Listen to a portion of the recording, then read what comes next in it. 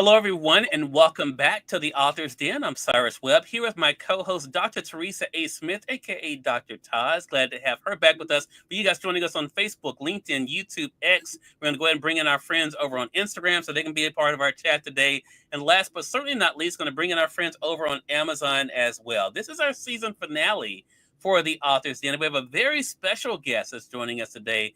Very excited about having her with us for the first time. And we're now live on Amazon Live with the Author's Den, here with Dr. Teresa A. Smith and myself.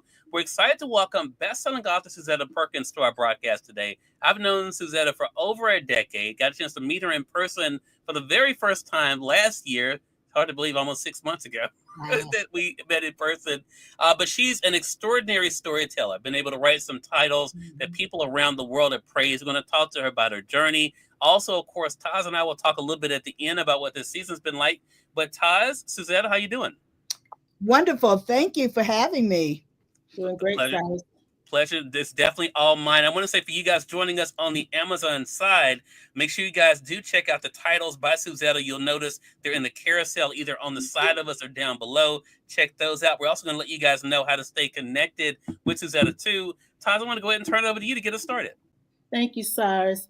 Well, Suzetta, I met you also in December. And as we were saying, it's been almost 6 months and we're both in North Carolina. And when I think about your 6 months, it has really been an exciting time. You were recognized in December, and then you had another recognition that took place this week by the Black Authors Matter TV. TV award. You were recognized as women's fiction category. You won in that category. So, we know that you're a prolific writer.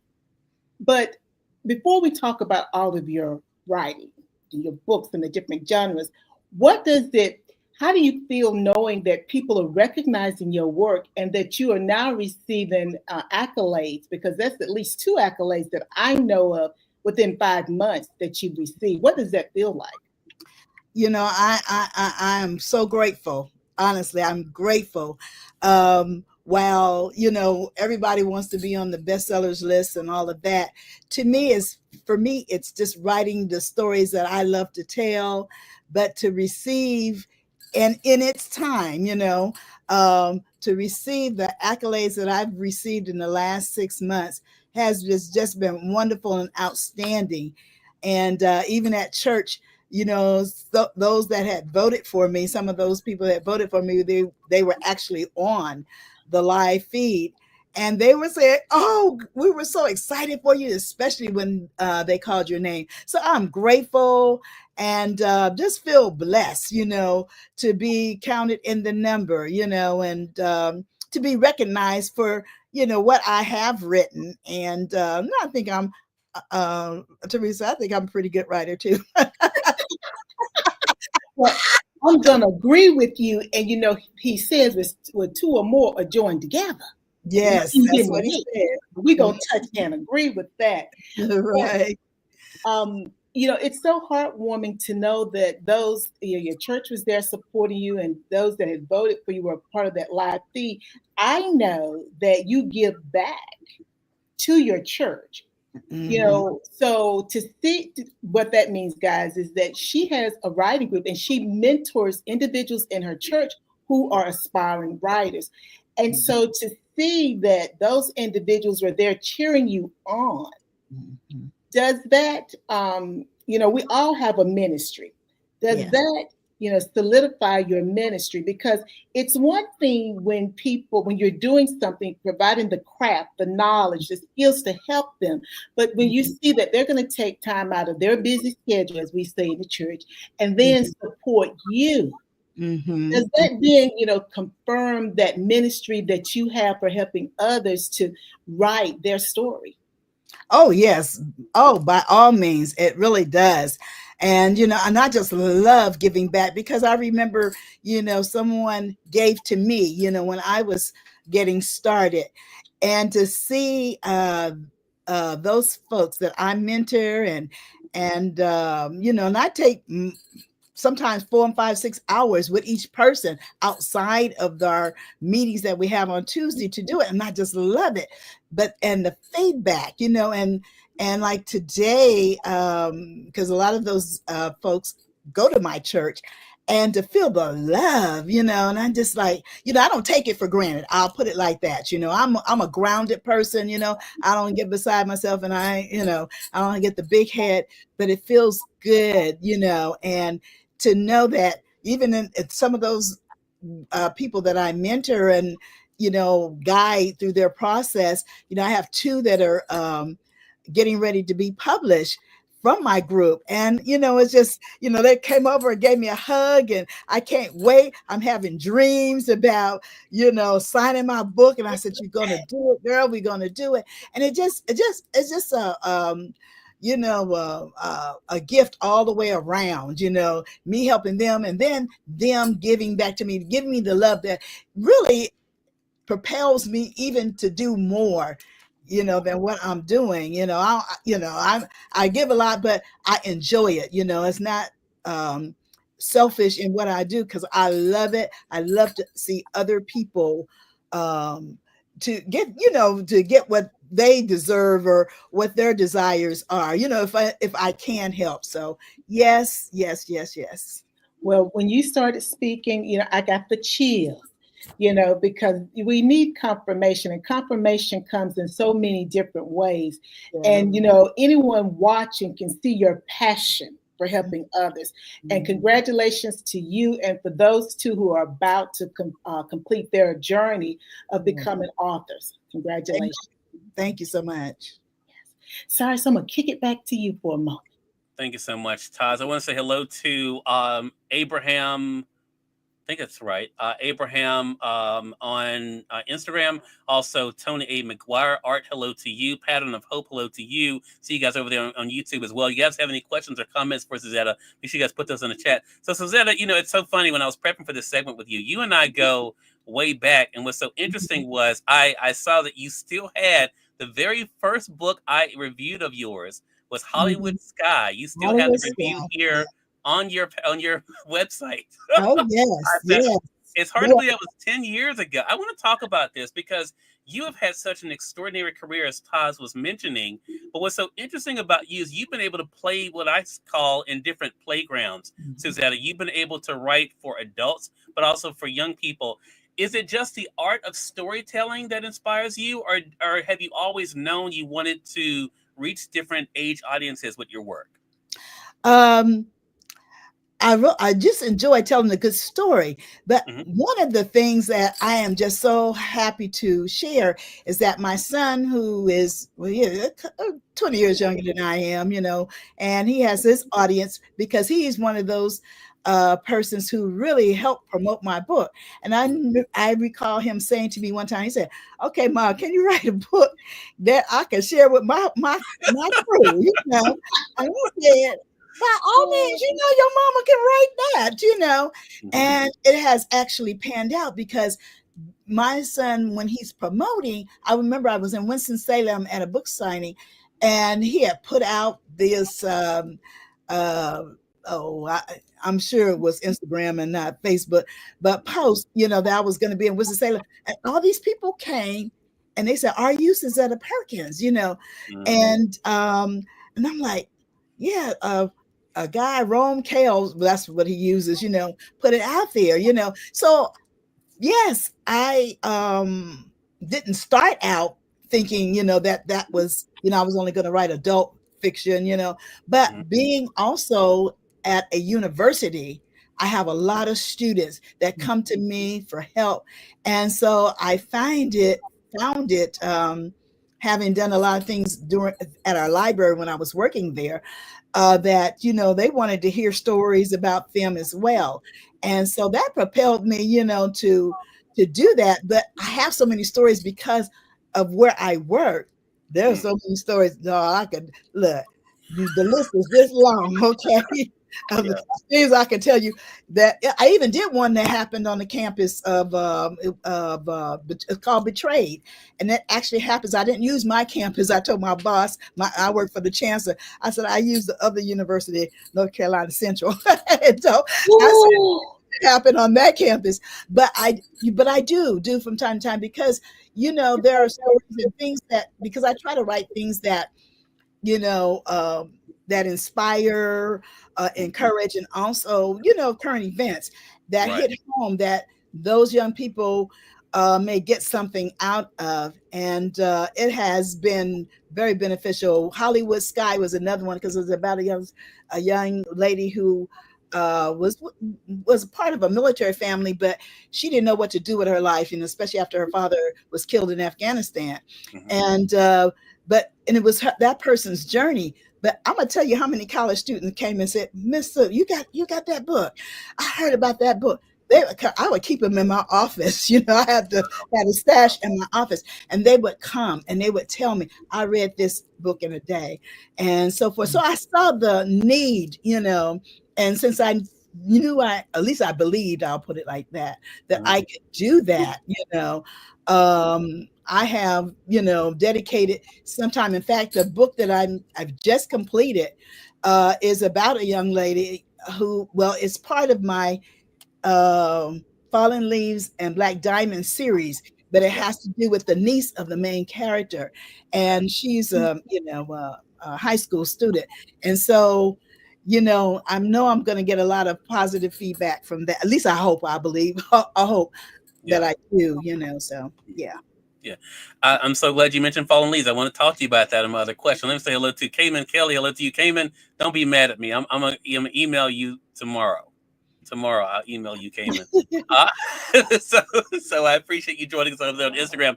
You mentioned Fallen Leaves, Black Diamond. Okay, so I want to talk about that because that's another example of Suzetta taking things that are timely, like the Black Lives Mm-hmm. Matter movement, and all that, and create characters again that are relatable. I want to talk about that for a second because you've been able to do walk this tightrope in a lot of ways, Suzetta, of writing things that are big and sensational and larger than life, it seems like at times, but then other things that are so relatable and enduring when it comes to characters like Fallen Leaves.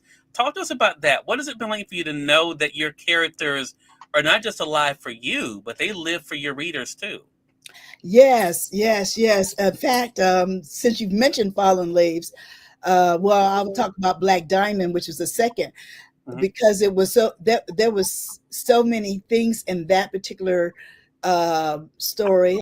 It's both of them that really hit home because I wrote it during the pandemic, and then after the also the aftermath of George Floyd's death.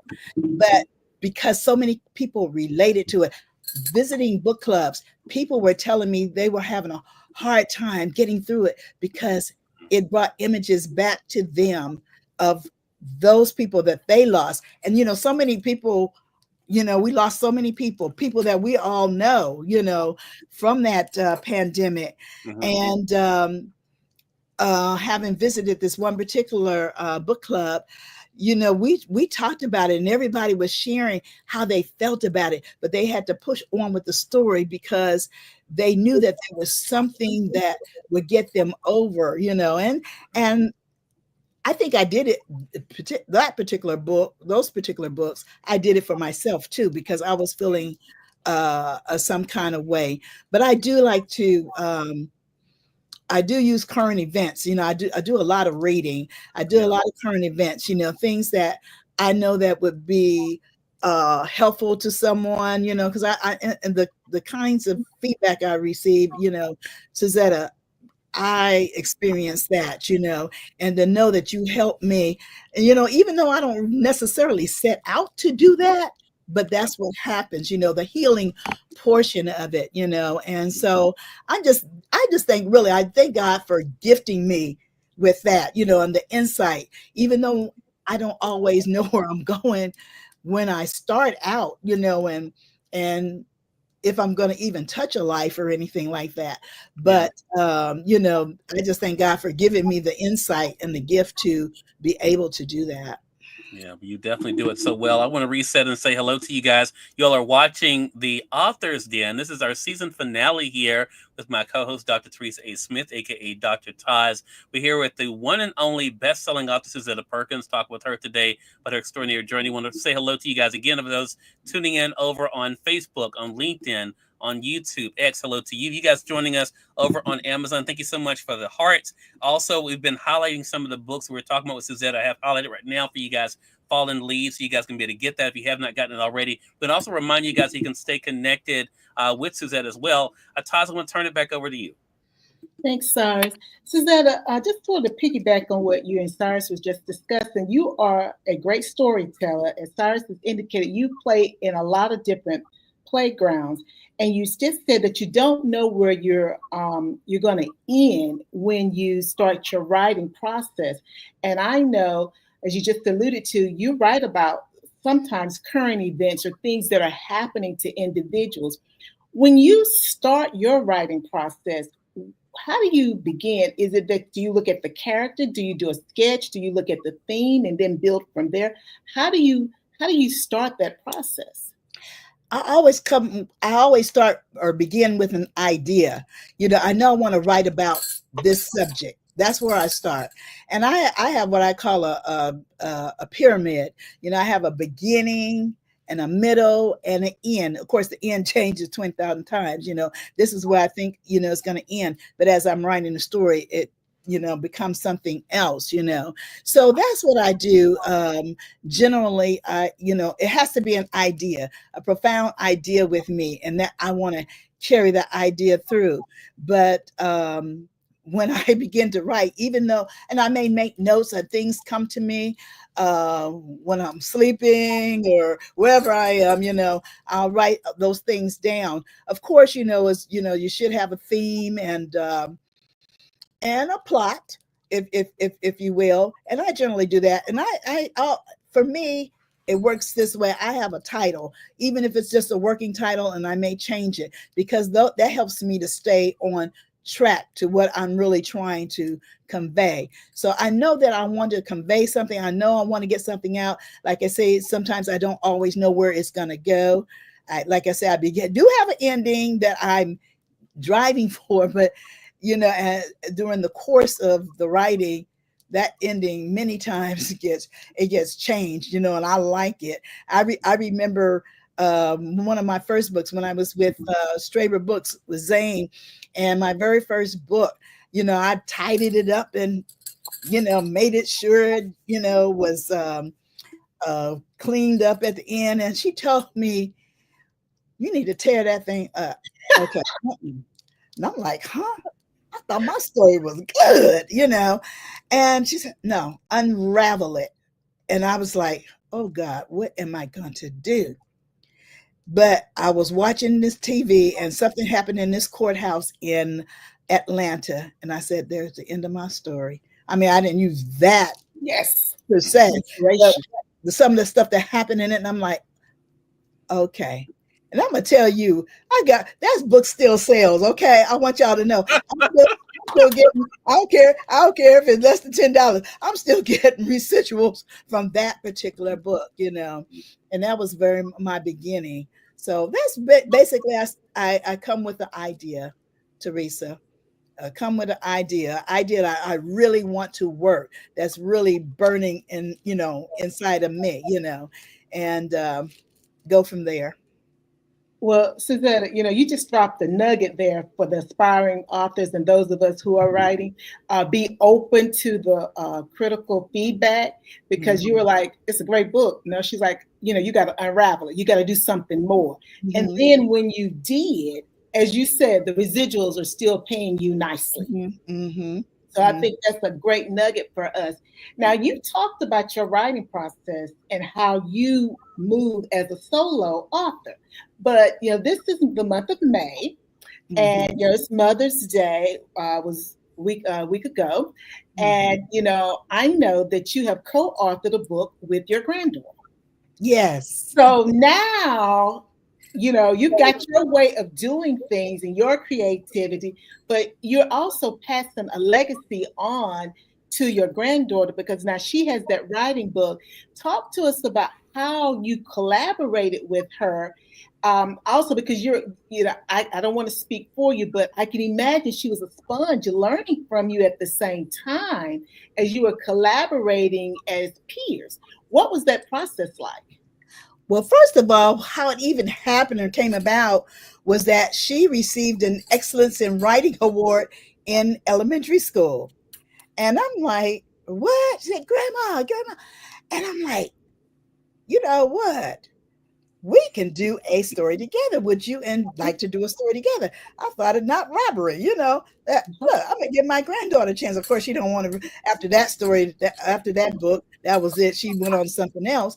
However, however, we sat down and we talked about it. What we're gonna do, you know. So they're like 10 little vignettes of things that we've done together, but we changed the name somewhat, you know, even though the Grammy lives in North Carolina and she lives someplace else, you know.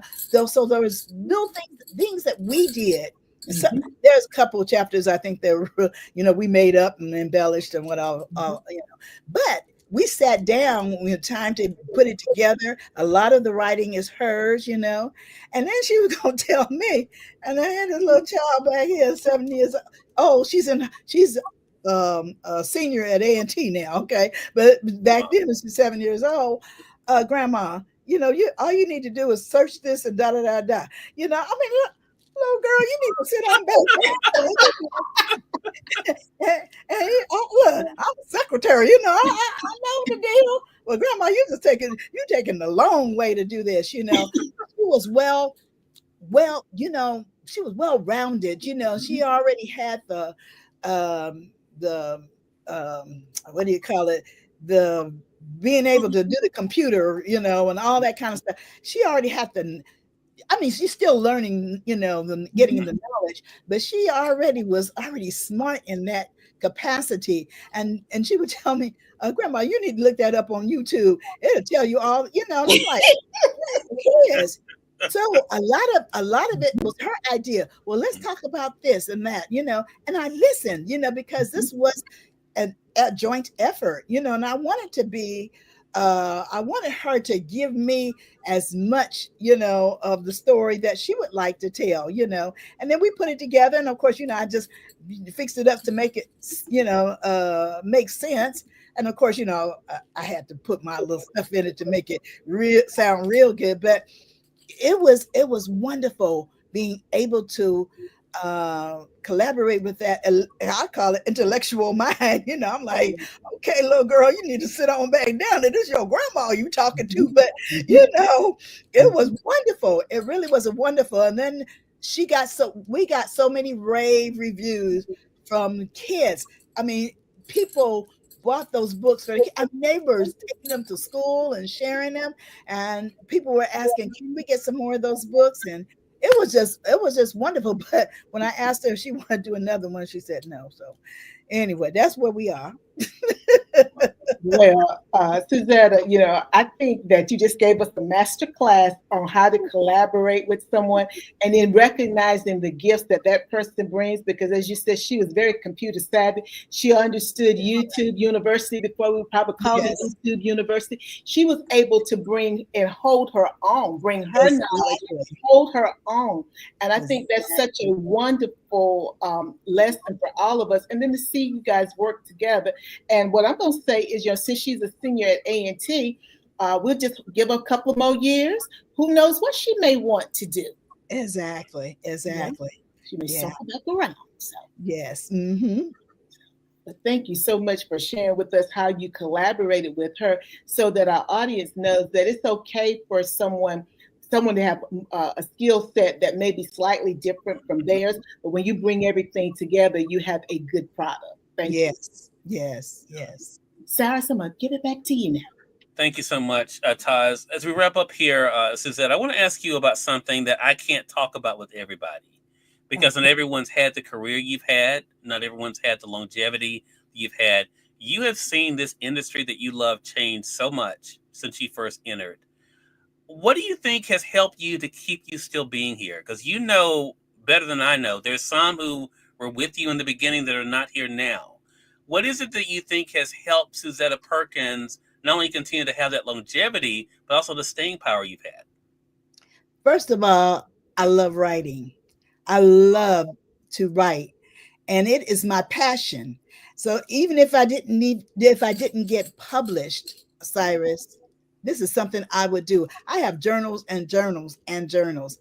I love to write. So I will continue to write even long after, I finished publishing, if that happens, but I don't think that'll happen. I think that I will continue to do so. But that's because I have the love of the written word. I love it. When I was 2, 3, 4, whatever it was, years old, that's when I started reading. And my parents used to, we used to belong to a book club. I can't remember what it was. And we would get these books and I would gulp them down, so I love it. And so now I can tell my own stories, and that's what it is, just for the love of writing and being able to tell a good story and knowing that I can, even if it, I think I might do a couple of little short whatevers, but, I just have a love for writing. And this is just something that has been with me my entire life. And I am 73 years old and and it's not going to change, until the day I die. So I think really that's it more than anything else, Cyrus, is that I have the love of telling a story, of writing, just sharing. So I want to say to go along with that, and I appreciate you sharing that, Suzetta. But has it been easy for you to embrace the changes? It hasn't been for everyone, in your industry to embrace. I remember there was a big thing when Kindles first started. Not everyone was happy about what Amazon was ushering in, and then now as that became a thing, and then audiobooks, and not everyone was happy, about that. Right, Has it been easy for you to embrace the evolution of the industry? Yeah, yeah. You're even here. It's okay. You put me on spot. And no. I did. My first, I will say, my first 12 books, I was with the industry. I was with the imprint publisher, and then Simon and Schuster. For 12 years, and I will admit that I was a little. How can I say it? They did everything for you. You submitted your stuff. Even though I have always been of the mindset of giving them the best work possible. Sure. I'm not a sloppy person when it does that. I do all my work. Okay. And of course, when the edits and so forth come. So, and even the book covers and all of that, And so, but for me, because I didn't initially have a track record, a lot of stuff I had to do myself. I didn't have the big, because I didn't have the big numbers like a lot of our people. And I'm not saying because I didn't come in that first wave of authors that really got the best, the big 6 figures and all of that kind of thing. And while I don't mind getting that, but I didn't have the ad promo behind me. I had to do a lot of it myself, Right. But now with me doing a lot of it myself, and of course I have other people to, to edit and that kind of thing. I'm not seeing the residuals like I used to, and of course, some of it is me. Maybe I'm not as forceful or pushing as I used to be, and that's why I need that link so I can get into one of your classes. Okay, I want to make some extra money now. I know I sent it. Haven't seen the link yet, but I know that you'll send it to me shortly. Especially I want to get in that $97 class before it gets gone. But hey, Suzetta, just take this conversation on the whole. I appreciate that, Suzette. But Suzette, I wanted to say that to you because having read your work over a while, right, and being able to see the stories you've told, the lives you've touched. Again, like I said, there's some who have come and gone in that time. Yeah, but you are one name someone mentions, and people of different generations know who Suzetta Perkins is. Not everyone can say that. Yeah. So that in itself is a huge accomplishment. And so I'm so glad that Taz and I had a chance to be able to have this conversation with you. I'm so glad we get a chance to give you more of your flowers. And I'm so glad to see you continue to get your flowers this year. For those who are not staying connected with you, Suzetta, let them know, how can they keep up with you and all the great things that are happening? Okay, my website is SuzettaPerkins.com. You can reach me on Facebook at Suzetta Perkins. I please, please don't kill me, Cyrus, because I don't use my fan page that much. I know you're gonna say something. So No, I'm not gonna say I'm anything. gonna say it before you say it. But and I'm do better with TikTok, so I'm not even gonna tell you what that is. Okay. Instagram Well, is Suzetta Perkins as well. gotcha. And anyway, oh my I did mention my website, SuzettaPerkins.com. So Yeah. those are the ways that you can reach me. Love And it. yeah, All right. Well, Suzetta, thank you so much for being a part of our season finale. Looking forward to our next chat together. thank you so much for having me. I appreciate it from the bottom of my heart. It's our pleasure. And Thank Taj, you. let me say here publicly what I've already told you. It has been great having you as the co-host of this season. I'm so appreciative of the hard work you put in, your dedication to it, and here's to many more seasons. Thank you so much, Cyrus. It's been my pleasure. And we thank your audience for tuning in to another great season of The Author's Den. We'll be back with you guys in the fall. Until next time, you all make it a great one. We'll talk to you soon. Take care.